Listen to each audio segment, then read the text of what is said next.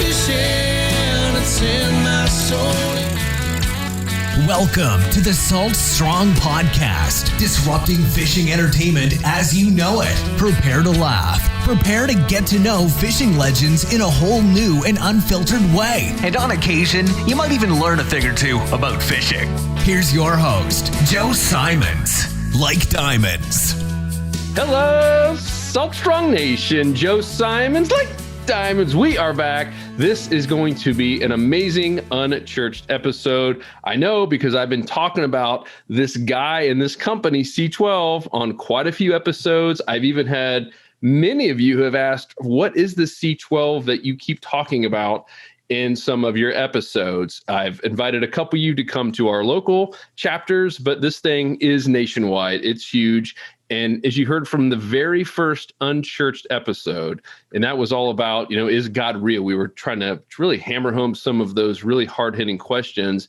I mentioned that C12 and a couple of the members in C12 in particular had really challenged me to do this, to turn our business, our company, Salt Strong, God's company, Salt Strong, this platform into a ministry to do more good in this world. I know I've shared it before. I felt like even with my young kids that, in school and really just in life in general and in the media and just society, that it's almost like, oh yeah, we're not supposed to talk about God or Christ or even religion at all. Let's just keep this off to the side. And so today, very special guest. I went to the top, the very, very top, the CEO of C12, Mike Sharrow. Mike, welcome to the show, my friend.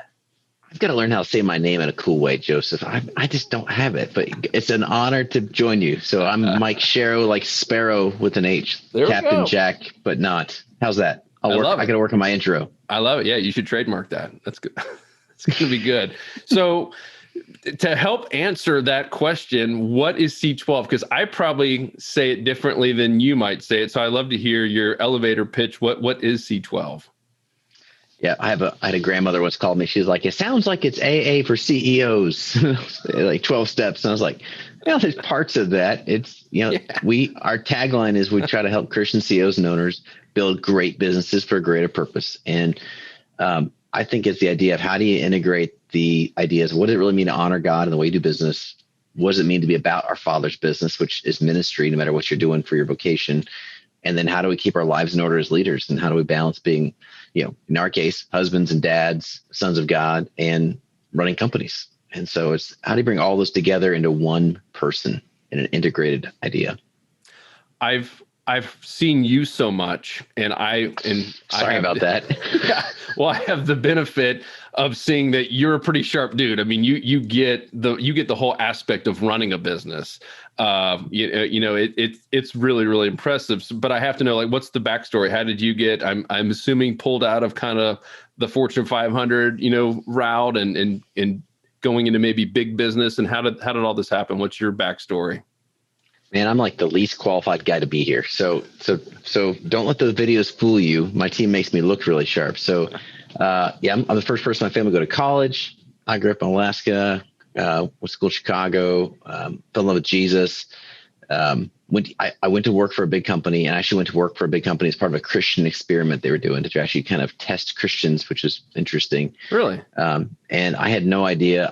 I was wrestling at that time with, man, I love Jesus. I got to be a pastor or missionary, something like that. But I was poor and needed a job, so I was doing business, and I enjoyed business. And so I was always wrestling, like, man, like, am I selling out? Like, what does it mean to be a Christian in business? And did that for like 8 years. Little financial services startup. Went and actually was a pastor in church for a few years, and then started a company, and then was helping lead another company, and got involved as a C12 member about 10 years ago, back in 2010. And someone said, you love Jesus, you love business. This is your kind of group. And honestly, I went, well, yes, but a lot of Christian business groups are weird. So I was like, I'm not sure about this, but so I jumped in, was a member for a while. Loved it so much, I became what we call a chair, which is someone whose full-time job is running groups locally. So I did that for a few years. And then about 4 years ago, threw my name in that hat. We're going through a succession process for a new CEO. And I went, I'm the youngest, least qualified, least pedigreed guy in the network probably, but I'm passionate and I want to at least talk to them. And by God's grace, they gave me a chance to lead this. I've been leading this last 4 years. So I'm not the guru. I know I'm a good student of a lot of gurus, and I'm in the mix trying to work it out just like you are.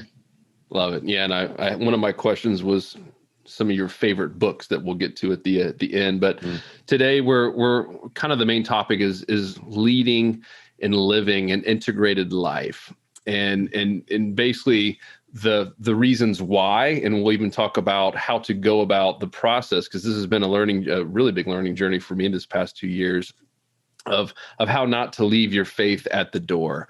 And what at least how I perceive that, Mike, is that so many of us, let's just say on Sunday, we go to church, or now we might be watching it virtually, and we celebrate Jesus. We're maybe even moved, and it's like an amazing day, and our whole family's there, and it feels so special. And then all of a sudden, boom, it's Monday morning, and now it's back to work, it's back to emails, and everything that you celebrated and maybe studied on Sunday is gone, right? And maybe not even thought about it until maybe a prayer night with your kids, but maybe not at all until the next Sunday. It's like literally leaving all of the faith at the door. And that's both in the personal life and also in the business life.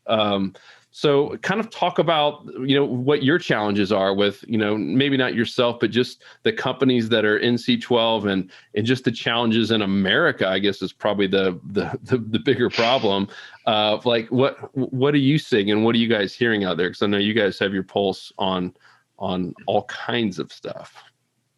Well, you and I were talking before the show, and like same story. Like I remember definitively the point I was in Chicago. I was working with this Fortune company. I'm sitting at my desk one night, and I was actually grieving the fact that I was having success in business, but also going like, God, am I doing it wrong? Like the more I did business, the less I had time to do ministry. And I was at a good church, and we were doing small group, and my wife was doing some refugee ministry. We're trying to be like involved in all this good stuff, but there's only so many hours in a day. And I was a Christian at work. Like when I ask people, I live in Texas right now, which when I moved here 14 years ago, it's got a very high Christian Bible Belt kind of culture. Yep. You have to kind of go beneath the veneer. So I'd meet people and I say, what does it mean to you that you're a Christian and you're a banker or you're a construction company guy or gal? And what I'd get is, I don't lie, I don't steal, I don't cheat. I try to have a real integrity operation. Yep. I say, God bless you. I say, Merry Christmas. I keep Christ in Christmas. Yes. I was like, woo, okay, cool. Wow. But it was this kind of the ethic of like, I don't do bad things, which good start. Don't go to jail. Yeah. It's like 10 commandments kind of. Yeah. Okay. And then I put some Christian flags out. I put some symbols out. I put some signals out. I mentioned my church here and there. And so I was that guy. Everyone knew where I went to church. Mike's the Jesus loving guy. That's cool. But it was this moment where I suddenly realized that I was letting the logo on my shirt determine who I was. Not radically. It wasn't like Dr. Jekyll, Mr. Hyde. Yeah. Totally different. But man, I was a really good theologian on Sundays. I mean, I could teach Sunday school. I knew stuff. But then you get into Tuesday, Wednesday, Thursday, and you're dealing with IT problems and contracts and firing somebody. And it was just life, right? And I realized that who I am should change what I do, not what I do should determine who I am. And so I really feel like one night at my desk, I'm like, wondering with God, listing all these things I know the Bible says we're supposed to be about, and wondering, did I need to leave my job to go do things that mattered? And I feel like God lovingly disciplined me that night at this desk and was like, no, if you can't figure out how to be who I've made you to be where you are, a change of context isn't your issue. Wow. And so I went like, I was like, is it legal? I mean, it's a public company. There's 1,000 employees. I don't know how to do it. And I felt like the moment I finally said, I don't know how, God was like, well, how about you start asking me how, and let's go there. And so that kind of began this odyssey of realizing, okay, who I am. And I would actually argue, to your point about Sunday, Monday, I think we're only as good a Christian as we are Thursday at 3:00. That's your glimpse of real Christianity. Whatever you're living then, that's your actual doctrine. Sunday is easy to say, smile, sing, think. And I believe God is sovereign. Well, then you shouldn't be freaking out on Thursday. Yep. I believe this. So I think, man, if we integrate and begin that, and we can talk through how and why and lessons learned and such. But I think the cool part I learned is I wasn't nearly as good a Christian as I thought until I began saying, Jesus, how do I actually do every hour of the day with you and for you just as much as I do Sunday and Wednesday night. Man, I love it. I got some goosebumps on part of that. I think the struggle, at least just going back a few years for me, was I didn't know that C12 existed. I didn't know there were a lot of other leaders like myself who wanted to do that. I didn't know where to turn. Right. And to your point, we talked offline. Is this legal? Like, can I say a prayer in a team meeting? Can we even do this stuff? Talk about that. Even just not necessarily going on a legal path, but sure. I mean, just talk. Like, how many chairs do you have in C12, and then about how many total? 119. Okay.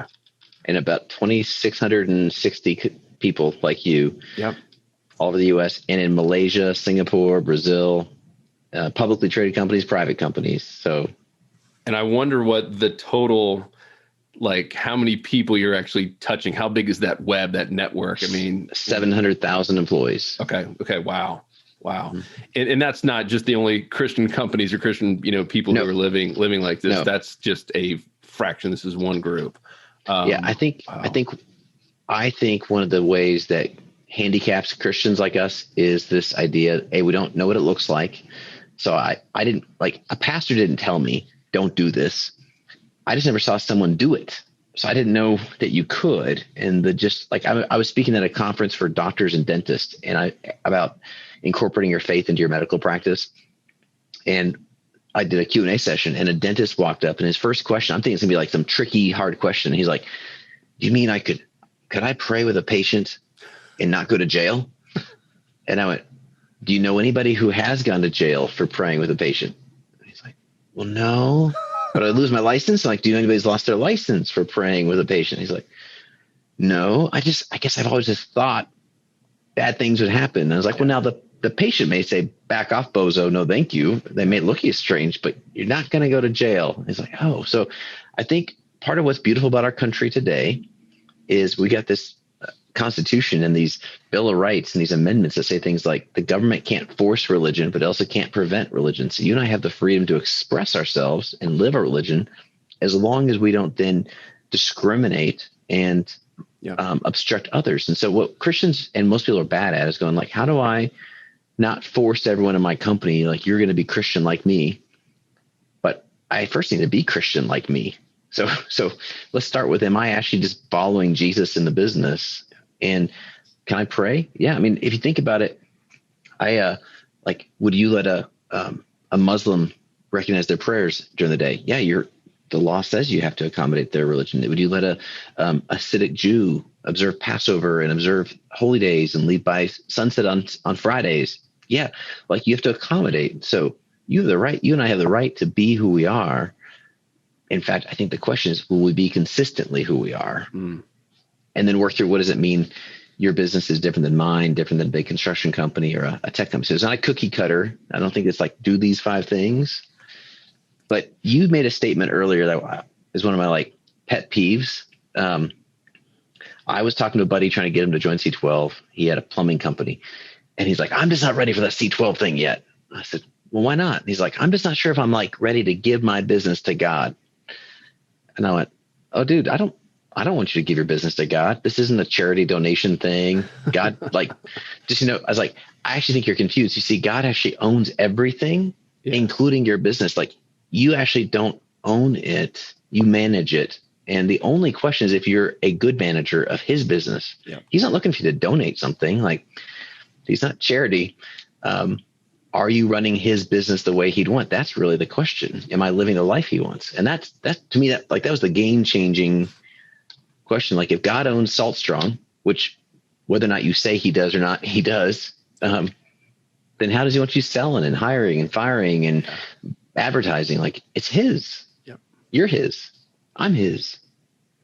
Yeah, that was one of the most powerful sermons. It had nothing to do with C12, but it was a church called 12 Stone in Lawrenceville, Georgia. I'll never forget it. And the sermon was renting versus owning. And you start just visualizing what that means. And he's like, listen, everything you have in life is rented or being leased. by God. It can be taken away at any given time. Prove to me that what you really have is owned by you. If you think about it in the bigger picture of 500, 1,000 years, whatever it is, or even just tomorrow. Right. And it hit me so hard. And I was like, wow. And man, we need to do a whole podcast just on that and the whole rent versus own. I'll have to go try to find that one. But I guess the question, I'm trying to put myself in the listener's shoes. Yeah. So anyone who's listening to this, I'm willing to bet right now they have that itch, kind of like I did. They know they want to do more. They're going to church, but as soon as they go into the business, whether they're an employee or a contractor or the owner, they just kind of turn it off because maybe fear criticism or how they're going to look, or fear of lawsuits or losing your license. Like, well, I guess talk about why this is so important. And it might sound obvious to you, but like, why is this so important to use your business or even just your job and your life as ministry? I think we can be, so everything I'm about to put on a list is important and matter, but sometimes we can think Christianity is a matter of, do's and don'ts. And so don't do these bad things, tithe, pray, go to church, go to mission trips, and all those things are good. But at the end of the day, the big cry of God is to know him and to abide in Christ and to walk with him and be about his business. Like at the end of the day, like, and those sound like big churchy words, but like that's the cry of scripture. It doesn't say read this book an hour a day. You probably should. He says, know me, walk with me, abide with me. And then it also says that there's going to be a moment where we don't get to heaven based on what we did or didn't do. It's all in Jesus, but there will be a performance review. It says there'll be a moment where everything you've done, all the treasures you've accomplished and accumulated will be kind of burned up and tested. And the things that were done for Christ and that mattered, those will be translated into eternal rewards. And there'll be this celebration in heaven of the things that actually mattered. And in business, I think we can be lulled into thinking that our greatest potential is to write a charity check. And I hope we write big checks. But again, back to God's not like a 501c3 that, man, if he doesn't get your tithe check, he can't build his kingdom. Like it's not at risk. The biggest thing you and I have is our faithfulness, the way we make decisions every day, and the impact we have on people. And you and I's greatest asset is influence in the way we get to impact people's lives, both those who work with us, those we buy stuff from, sell stuff to, the way you market and advertise. Like at the end of the day, he's gonna say, what'd you do with my business that I let you manage? And I was in a C12 meeting 7 years ago, and a CEO asked this question that just kind of rocked my world as a peer. I sit at the table and he said, if you had to go and write a proposal to God about why he should renew your contract as a CEO based upon the way you've been running his business against his scorecard, what would your argument be? And do you think God would be like, absolutely, one more year for that guy, he's rocking it? Wow. Like, why would you say do it? Or if you were a missionary running a fishing business, a construction company, whatever, and you were writing a support letter saying, hey, invest in my mission project because I'm having this kind of impact in the world, would you donate to your own business through an eternal lens? And so, those just paradigm shifts just kind of change everything. So I think the point is not like, hey, if you do this, you get blessed. It's not like, it's actually the adventure to perhaps have the life in Christ that we've all wanted. Because you begin to actually realize Jesus actually cares about that tax issue and that legal issue and that building issue. And those are actually moments of wrestling with God, experiencing God just as much as that concert. And maybe you get to give $1 million away. Maybe you don't. But Jesus is actually going to care about that conversation you had with your bookkeeper, with that angry customer, with your banker. Like those transactions are eternally significant. It's in some ways, business is just business, but when it becomes business for God, with God, by God, it actually makes the whole thing an adventure, even if it's not the adventure you wanted. I love it. Yeah. And to me, what I'm realizing, it's just all about that impact. And I remember when I first joined C12, I think probably like a lot of people, maybe you don't know what to expect. And I went and sat in a meeting, and one of the guys did, I have it printed off here, and they did their very first core business. And I'd never seen one before. I didn't know what to expect. And, we're going through this matrix of Everything you would think that an owner of a company would talk about. So we got revenue, we got all just financial management, and you got the organizational development, and then operations. That's standard. You can find that in any business book. Yep. And then here at the top, you got ministry. Hopefully you guys can see this. Yeah. And I still remember it. I was like, what do you mean? Like, how do you engage that? And they're talking about the people they made impact, like with like legit numbers, like putting real numbers of here's the people that I personally impacted. And I'm like, my number would be a 0 right now. To your point, when I first started, it was, hey, yeah, we're not being bad people. We're not screwing people. We're being honest. And that's good enough. And that opened my eyes. This right here, and I'll make sure we put a PDF in the show notes. I mean, this like kind of rocked my world. I was like, wow. And that was the catalyst for me to start thinking, all right, how can we use this platform that God is given us, is rented to us? How can we use this to reach more people, to add a little love in the world? Not to say we're perfect or to say we don't make mistakes, just to be honest with people and talk about how much we love Jesus, what it's done in our lives, the ups and downs, the whole journey. And ever since I took that leap of faith, I mentioned it in the interview that Chad did with me, that I use the word magic a lot. That's the only way I could describe it.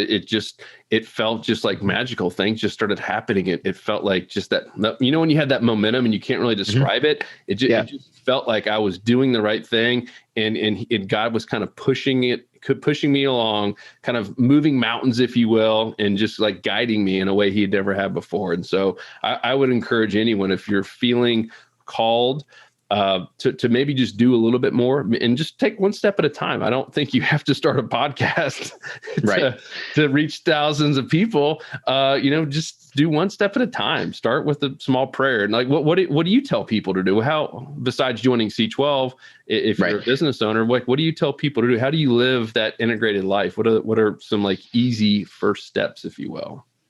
Yes. I hope no one listening to this is like feeling like guilt and condemnation, because inevitably you when's the best time to do something? Well, it was best time to do is probably 20 years ago, but the next best time is today. So start taking a step. And luckily we serve a God who loves just saying, okay, take the first step out of the boat, Peter, like come towards me, watch what happens. And it's an up and down thing. There's not a cookie cutter. It begins with like, once you realize, okay, this is God's and I'm God's. And even just begin to say, I'm going to begin asking the question. I'm going to begin my quiet time in the morning saying, God, how do you want me to run this business today? I'm meeting look at my calendar. I've got these meetings. What would it look like to do those meetings as though you were with me? And I'm going to begin. The first mentor I had said, he saw me trying to figure out faith and work stuff. And he said, you're trying to figure it out, aren't you? I said, yeah. And I was a entry-level employee and I'm trying to figure out how to not get fired and do this. And he's like, let me give you 2 pointers. He's like, Mike, be excellent at what you do. Like be so good at what you do that you're above reproach. So do your job well, do your business well. He said, and then be so in love with Jesus that it just oozes out naturally. Don't make Jesus a program where you're trying to like stick a little fish here and stick a little flag there. Like just be in love with Jesus and begin talking about him and talking with him. And don't let there be a part of the day you block him out of. And you'll begin to see opportunities and say, yeah, I can begin praying. You can begin inviting someone else at work, say, hey, hold me accountable. Let's talk about looking around that 500 line matrix and saying, what would it look like to evaluate that and say, Jesus, do you like how we're doing that? Is there anything that needs to change? And you'll begin going down a journey, and maybe you end up doing a podcast. Maybe you end up doing something totally innocuous. There's a guy down the road from you in Tampa, runs a utility trench digging company. And he just started a practice of when he interviews employees saying, I just want you to know, and this is actually a smart EEOC liability tool, actually. He'd say, hey, our mission of their business is actually to do construction in such a way that it brings glory to the name of Jesus Christ. So that's my motive. You don't have to believe in Jesus. I'm just being real upfront. That's why I'm in business. I want to do business to glorify Jesus Christ. Yeah. Are you okay with that? In that question alone, in the last 20 years, he said 500 people come to know Jesus. They didn't all get jobs, but some got an eternity. And he's like, hey, you saying yes or no to this, there's nothing to do with your eligibility. Yeah. But just him saying, I'm just going to be honest about what my motive is and hold me accountable to it. Some people have been like, that's cool. As long as you pay me, fine. I don't care. Others have said, that's awesome. I love it. Others have said, tell me why. And he's got a chance to share the gospel. So it's something as simple as how he interviews people. has led to more people coming to Christ there than there's churches that haven't had 500 people come to Christ. Yeah. And so it's an incredible opportunity. And what God will take you on if you just do small steps of asking God, how would he have you live each hour, each conversation, each part of your business? He'll lead you. We got free stuff on our website. You can go to, if you go to like our blog site and our ebooks, all this stuff's free. And we got some templates and examples. I think there's one download that has like 102 examples of business things that people have done to do ministry at work.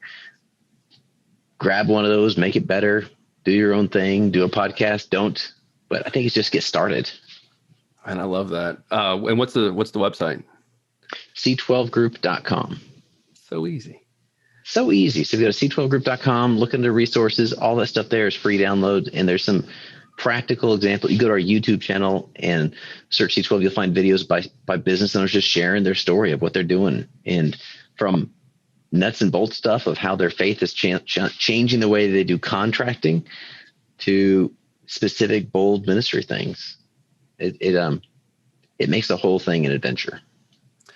I want to address, I think one of the bigger fears from owners of companies is it's like they don't want to disrupt the cart, right? They've gotten to wherever they are today, and maybe without talking about Jesus, without praying, without doing maybe what they feel like they're called to do, or maybe they feel like they're doing everything they have been called to do, but they know there's a little bit more there, and they don't want to disrupt it for fear of revenue loss. And I get it.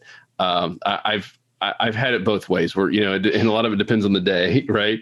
And where I am with God that day. Some days I'm like, I don't care. Like I have faith it'll always come back. And then some days I'm like, oh my gosh, like we could literally lose everything we've worked so hard to get.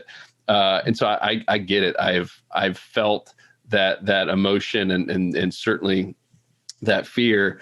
Are there, I guess I don't want to go too legal on the legalese side, but like what are things that, how about this? What are things you absolutely cannot do? Obviously, besides discriminating. So I want to kind of start there, and then I want to talk about some of just the revenue things Risk. that I've seen in a great way. I want to end on that on the high note. But what are some things that you maybe should watch out for? Because that is a fear that seems to come up time and time again. Yeah, a lawyer friend of mine likes to say, being stupid for Jesus is still stupid. So I think we do want to be smart about this stuff. Yep. And unfortunately, Christians tend to, in business, my experience is they tend to either be ignorant and belligerent or fearful and silent. And both those ditches are not honor to God. Both those are robbing you of an Ephesians 2:10 destiny. So we got to be, Jesus, when he sent his disciples out, he said, be gentle as doves and shrewd as serpents. So how do we, in business terms, how do you be really, really smart and informed and considerate of how you're doing things and fearlessly bold? And that's the magic, is figuring out those two things. So we've got resources and such we can send you can put on the website. There's groups that put legal guides out, but basically you can do, and it varies if you own the company versus if you're just the hired CEO, obviously, or if you're a VP at a grocery store.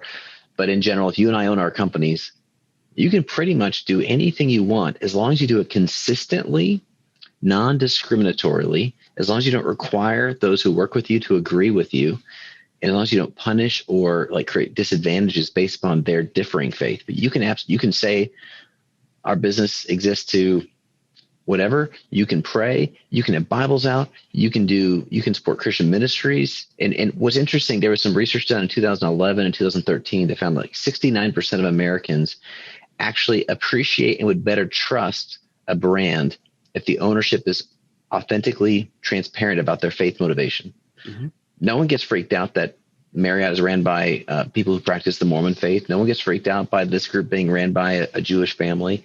No one gets freaked out by Chick-fil-A being ran by Christians. They never expect to experience discrimination in a store by the fact that Kathy family's open about their faith. So part of it is just be authentic, be consistent, and then you have every right to express your faith consistently. What's interesting, and I live in Texas, if you were to get accused of religious discrimination and it went up to an actual court case, one of the tests the judge would ask is, are you consistently Christian or just periodically Christian? Ooh. Wow. And literally would go like, is it in your corporate documents? Is it in your handbook? Does every employee know it? Do you talk about him with everyone, or do you just pick on people? Do you pick on the person who has a sin issue in your mind or a lifestyle issue? Or is it just, no, that's just Mike's always, everyone knows he's a Christian. It's consistent. If it's consistent, you're actually cool.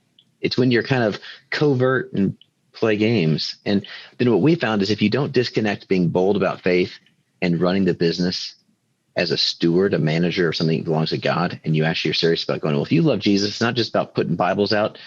You better pay well, hire well, fire well, build good stuff, treat customers well. You better be a good business. Yeah. That tends to make advantage. So we don't believe, like, by no means sprinkle some Jesus dust and your business goes through the roof. But we have found when you run a business with humility to the glory of God, our turnover is down, engagement is up, lawsuits are down, defects are down. So our businesses are typically more profitable, more resilient, survive things like COVID better, survive downturn economies, not because they're blessed and immune, but frankly, when you do business as worship, God oftentimes leads you to run a better business, and it's a business he would want to bless. So I think there's really not a list of can'ts unless it's opposing someone else. The rest of it comes down to how you do it. Good. And I don't want to belabor it, but I want to keep bringing that up because that's the two things I've heard from fellow entrepreneurs is it's the fear of losing everything from a lawsuit, and then the fear of just revenue loss, which you touched on. And just going through this whole pandemic with our group, and I've visited a couple of Kevin's other groups, it's really interesting. And you touched on it, that I don't want to say 100% because that's not accurate, but it's probably 90%. I mean, it's really high. It's certainly over 80 of all of these companies, these, C12 Christian-based companies who are using their business as ministry have all grown for the most part, either stayed the same or grown during, one of the scariest times in American history.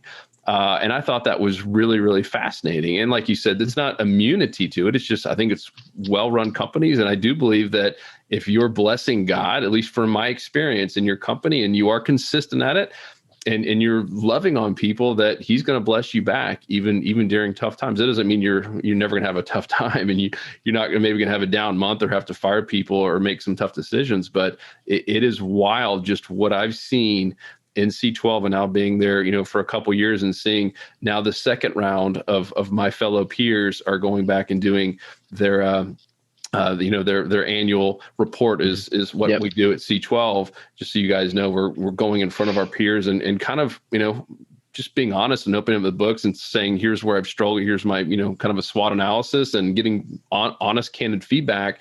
And I'm just seeing every one of us continue to grow and really just have a bigger reach and a bigger impact. And it's been really, really cool. So highly recommend checking out C12. And you guys, it's not just for business owners. Obviously, that's kind of where it all started. But now you have, I just sent someone recently to the key players, which he absolutely loved it. So, what else are you guys doing as a company for anyone interested in checking it out? Yeah. So at the end of the day, we're an equipping learning organization that primarily serves. Our biggest program is for CEOs and business owners and presidents. And so we got a couple of thousand of those around the country and other countries. And then about 15 years ago, we launched something called the Key Player Program, which is the same kind of idea of a peer forum that's got rigorous learning and accountability, but it's for that management team. It's for your VPs and your directors, and it helps create really the added implementation execution alignment in your business, but also helps grow them in a way of leading the business this way. And so that's huge. That's, again, across the US, and we now got groups in Asia and South America as well for those. And then tons of content. So back to the whole don't be stupid for Jesus. We are constantly both creating content that you go through every month in your meeting, but then working with the biggest law firms in the country and think tank groups to go, okay, let's make sure we put out sharp tools, right information. I was just in DC earlier this month meeting with lawmakers and heads of Department of Labor and OSHA and EOC and making sure, okay, what's the right lines here? Let's make sure we educate our folks. So those resources we try to make as available as possible online, and we'll continue to do so. We're bringing a big conference to Orlando in May. I've already signed up. Yeah. Good. We'll try to showcase hey, here are men and women doing this stuff. Because I think what's powerful, as you said before, I could put a blog out, I could put a book out that says do these things or this is happening. But when you and I see someone doing it for real, Yeah. when a buddy of yours hears you do it and then watches your story, that's the testimony that no one can deny. Yeah. And so our conferences are really just expos of business owners around the country saying, here's how I'm honoring Jesus in this part of my business, this part of my business. And I think that's the biggest testimony there is. And it's not just a bunch of small mom and pop companies. I mean, there's some companies doing hundreds of millions of dollars a year in revenue. I mean, legit companies. Billions. Yeah. Even just in our little group in Central Florida, it's like, wow, it's really powerful. And I want to give you a little thank you. It's on the side of my desk. This is last month's about strategic planning. I think probably one of the best ones. I mean, I'm going to brag on you guys. I mean, they literally gave a blueprint that would probably cost you a whole lot of money to go through on a day and take a day off. I mean, that was one of the most valuable pieces I've received. It was spot on. And so my brother and I and two other people on our team, our job is to implement all this before the end of the year. And it was just great timing. And you guys are always on top of it in terms of giving us the material we need at the right time. So well done on that one. Thanks, man. I'm going through the same stuff. I'm a C12 member. Yep. So I'm a dues pay member. I actually drive up to Austin, Texas. Oh, cool. I've got 4 key players and key player groups. So like we're drinking our own Kool-Aid here and we're going through our planning process next year. So I think it's just such a cool deal for my kids. You and I both got little girls and you got a son. When our kids begin to hear me talk about business, when my kids are praying with me about business, and not just the typical like help sales go up for dad, or save dad from the lawsuit. And we had those prayers, but when they see that I view tomorrow at work as just as big a deal is when I go on a mission trip to Haiti. Tomorrow when I have that interview with those people and I'm making a decision about who I hire or fire, like that matters just as much to God as that youth ministry group I go help at. And so I'm hoping you and I can help create examples for our kids that inspires them regardless of vocation. One of my favorite little things to do, this is part of why I think back to your beginning question, why we don't do this. Do you ever go to like a church, high school graduation ceremony? Yep. I did a commencement speech once where I said, hey, how many of you kids have acknowledged a call to full-time ministry? And there's like 6 kids raise their hand. And everyone's like cheering and youth pastor, missionary, worship pastor. And I looked at the other 150 kids and I go, well, how come you? And what about you? And they're like, I'm just going to be a banker. I'm just going to be a teacher. I'm going to A&M to become an engineer. And I was like, oh, I don't remember Jesus calling like some to be full-time disciples and some to be part-time. So why aren't you called? And like, I don't know, God, I never got the call. And I'm like, well, let me let you know, like, if you follow Jesus, we are all called. You don't have to wait for like a FedEx envelope. You just got to begin saying, how do I live out who I'm called to be in whatever job or business I'm in? And that may lead you to going to Africa or just something, or it may to say, hey, crazy yet? I want to see Joey build a fishing business that impacts tens of thousands of people every month. And I want you to do it with me. That's actually the ministry I've called you to. I think if we had every kid realizing when you leave, you don't have an option whether to be in ministry, only whether you're doing it well. Man, I love it. You're such a good storyteller, good analogies. Don't have to leave your faith at the door. I love it. Don't. Mike, this was really, really powerful. I've got some really good nuggets out of this, and I cannot wait to share this with everybody. Obviously, because we're pre-recording this with our lovely COVID going on. So one more time to let everyone know where they can go find out more about you and you personally too. LinkedIn obviously is probably the best place for you. Yep. So you can check us out at c12group.com and you can find groups and information and stuff about us. You can find us on YouTube and go to LinkedIn, Mike Sharrow, or look up C12 Group there. And we're trying to constantly release stories and content that gives you examples of the kind of stuff we deal with, including that strategic planning guide you went through. I think we're putting that on our website today. And so you can even go find tools like that. But the real power is finding a group and finding people who are figuring this out together and want to be serious about it. So c12group.com, any way we can serve you, let us know. And if you made it this far and you want to hang out with me for a day and you live in Central Florida, come with me to a meeting. I would love to have you there. I know Kevin would love to have you there. I'll let you have my email right here, joe@saltstrong.com, JOE@saltstrong.com. I would love to hear from you and love to meet you personally if this sounds like it's up your alley. I did mention favorite books.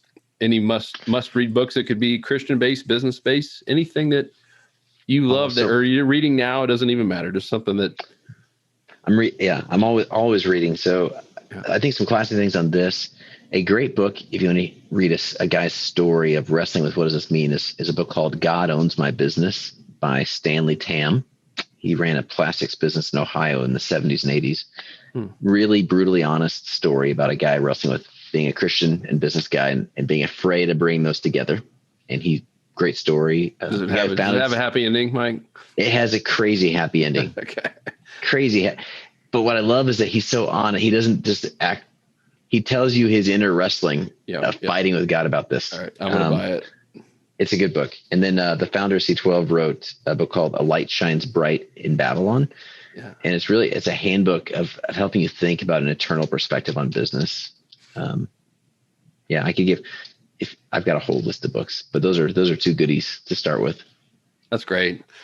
My friend, Mike, thank you so much. I know your time is all very valuable and always someone's trying to get at it. So I really appreciate you taking some time out to do this. And we'll make sure that we put the video that I did with C12 down in the show notes as well. And so if you're listening, I know a lot of our listeners are either in the car or working out. We'll have it all at saltstrong.com/unchurched is where we keep all the unchurched episodes, and definitely go check out C12 Group. It really has changed my life for a lot of different ways, but certainly in the business side of things, and certainly in the amount of people we're impacting, like you, if you made it this far. So we appreciate you. We love you. If we can do anything for you, pray for you, let me know. You got my email, joe@saltstrong.com. Otherwise, we'll talk to you on the next episode. Peace. 'Cause fishing, it's in